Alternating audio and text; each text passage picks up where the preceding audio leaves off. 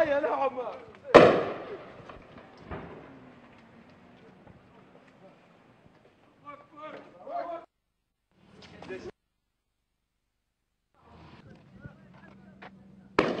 هذا مين يحب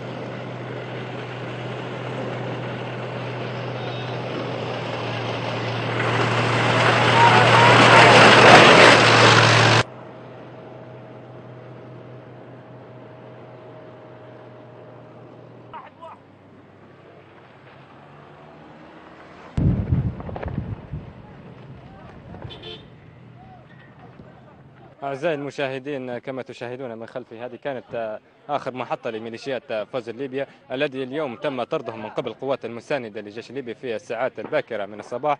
كما تشاهدون هذه هي خيامهم وهذا هو السات الأخير. الآن بفضل الله وبقوات المساندة للجيش الليبي وإصرارهم على دخول مدينة العزيزية تم طرد هذه الميليشيات من هنا.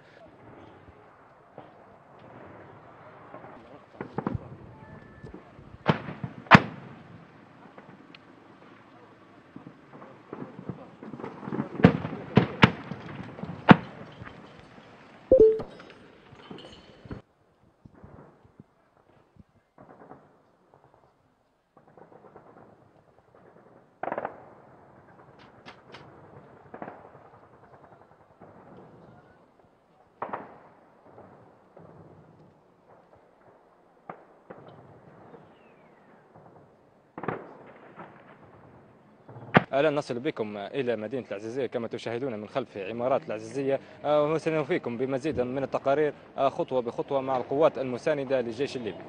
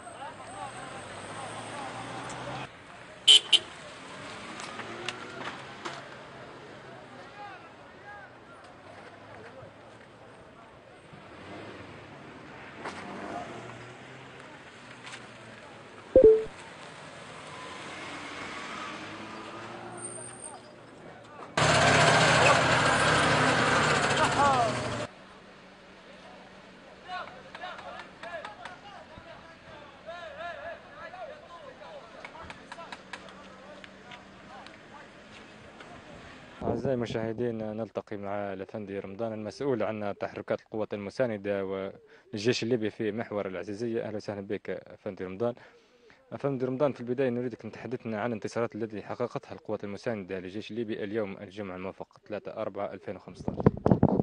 الحمد لله. طبعا اليوم بفضل من الله والمنة تمت السيطرة على مداخل ومخارج مدينة العزيزية من قبل القوات المساندة للجيش الليبي بالمنطقة الغربية.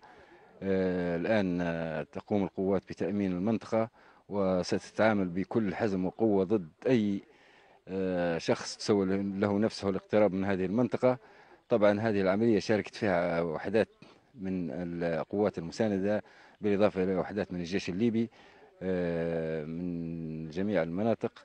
الأمور ماشية على ما يرام وتم تنفيذ الخطة حسب ما متفق عليها. طبعا سبقتني بالحديث على أساس أني مسؤول. أنا لست مسؤولا على تحركات القوات المساندة محور العزيزية، بل مكلفين بها أشخاص آخرين، ولكن أنا جئت هنا لأنقل الصورة إليكم كما هي وكما نقلتموها عبر إذاعتكم، وأشكر قناة زنتان الفضائية على هذه الفرصة. أعزائي المشاهدين، نصل بكم إلى المحور الأمامي. تم السيطرة على مدينة العزيزية بالكامل من قبل القوات المساندة للجيش الليبي كما تشاهدون من خلف وزارة التعليم الموجودة بمدينة العزيزية. وسنوفيكم بمزيد من التقارير. اللهم اجعل هذه جمعة مباركة على القوات المساندة للجيش الليبي. اليوم تم النصر وطرد الميليشيات من هنا من مدينة العزيزية. اليوم الجمعة التاريخ 3